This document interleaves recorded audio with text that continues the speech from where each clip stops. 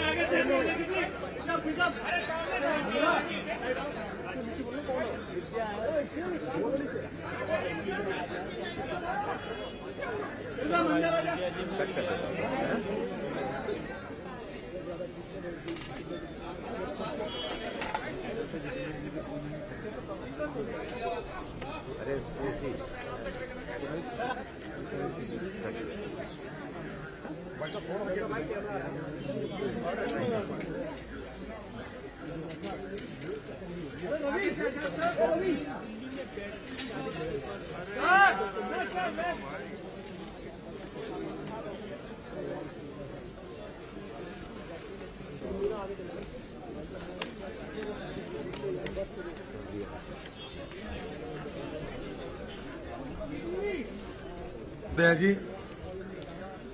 मंत्रिमंडल के मेरी सहयोगी, उपस्थित सांसद भाई और बहनों, फोन नीचे कर लो भाई।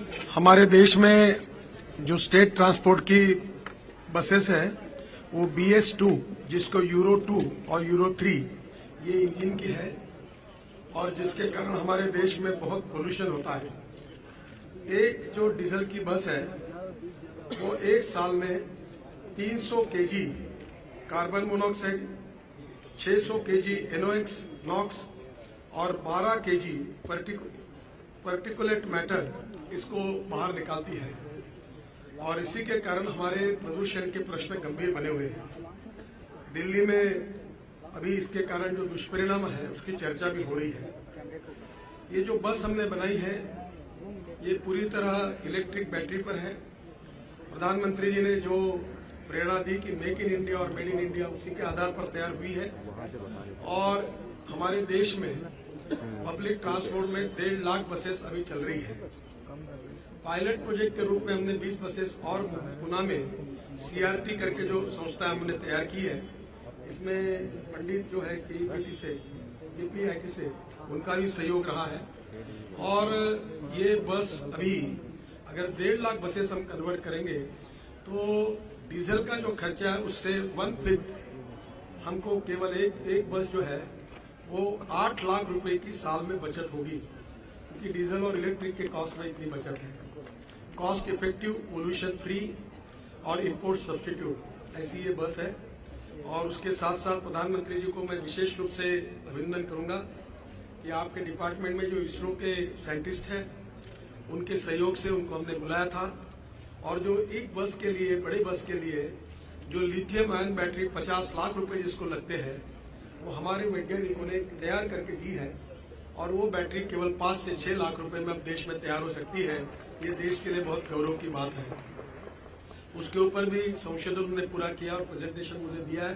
उन्होंने अपना पेटेंट भी रजिस्टर किया है और इसके आधार पर विशेष रूप से लघु उद्योगों में इस बैटरी का अगर निर्माण होगा तो हमारी कार, हमारी बाइक्स, हमारी बसेस अगर इलेक्ट्रिक पर आएगी तो देश में बहुत बड़ा पोल्यूशन भी कम होगा। जो 4 बातें आपके मार्गदर्शन में हमने इनिशिएटिव में ली है, आपने स्वच्छ भारत का ऐलान किया।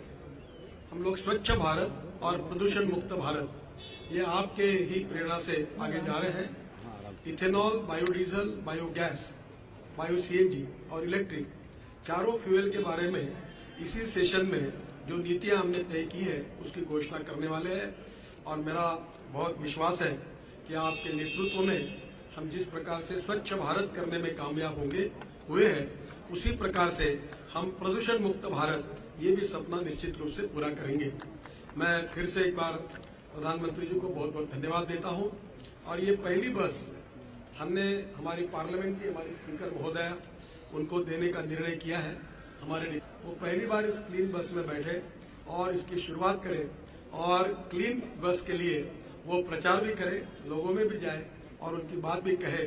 देश के इतिहास में प्रदूषण के बारे में जो एक नीति विषयक नया निर्णय हुआ है, ये बहुत बहुत धन्यवाद देता हूं और प्रधानमंत्री जी से अनुरोध करता हूं कि इसकी चाबी जो है वो स्पीकर महोदय को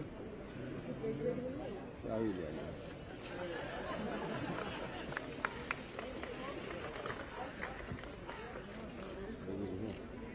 आदरणीय स्पीकर महोदय,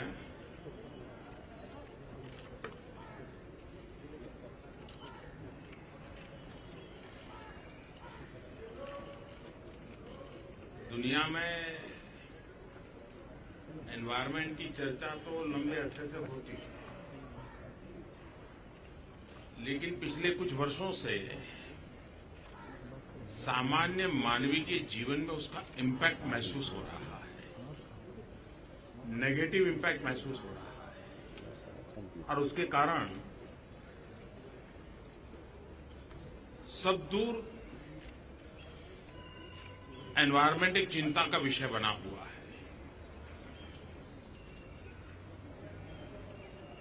और मानव जात के सामने चैलेंज है कि इस समस्या के समाधान के लिए हम किस प्रकार से रास्ते खोजें। अभी पेरिस में COP21 के समय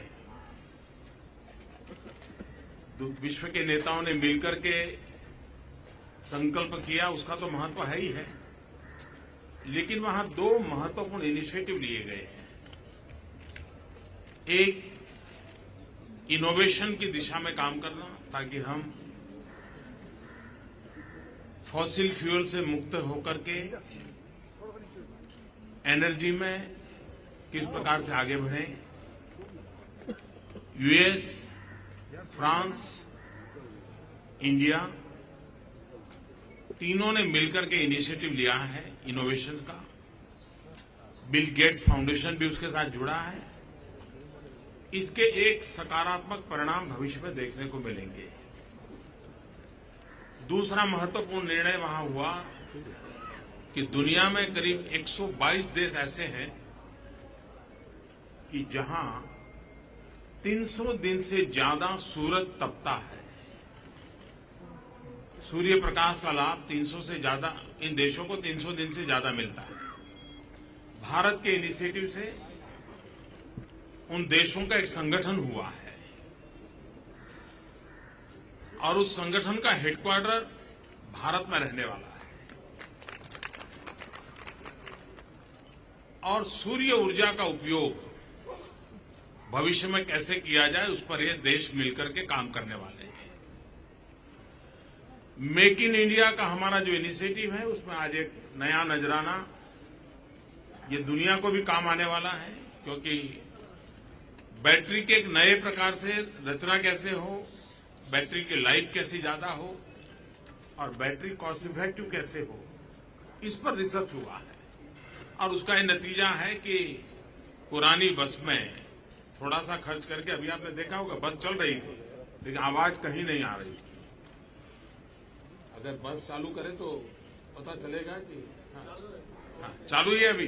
हाँ, तो उसकी जरा सी भी आवाज नहीं है और पॉल्यूशन का तो उसको कोई अवसर ही नहीं। अभी तो सांसद लोगों को इसका लाभ मिलेगा, लेकिन अगर startup India, stand up India में अगर नई पीढ़ी के लोग इस बैटरी बनाने के काम में आएंगे आगे, तो बहुत तेजी से हम हमारा पब्लिक ट्रांसपोर्टेशन सिस्टम है उसमें इस नई रचना को ला सकते हैं। हमारे नितिन जी को इन विषयों में रुचि भी है, वो पढ़ते रहते हैं, कुछ न कुछ खोजते रहते हैं, तो मैं उनको बधाई देता हूं कि उन्होंने एनवायरनमेंट की दृष्टि से टेक्नोलॉजी को कैसे उपयोग किया जाए और मेक इन इंडिया को बल देखते हुए कैसे आगे बढ़ा जाए, उसमें एक सफल प्रयास किया है। मैं उनको बधाई देता हूं और आदरणीय सुमित्रा जी, उन्होंने संसद की गतिविधियों को, संसद के सदन के कार्यकाल के सिवाय भी कुछ न कुछ नयापन देने का प्रयास किया है, उसमें एक नया नजराना जुड़ रहा है। उनको भी बधाई, धन्यवाद। छोड़ दो बस, इतना छोड़ दो, दे दो मुझे।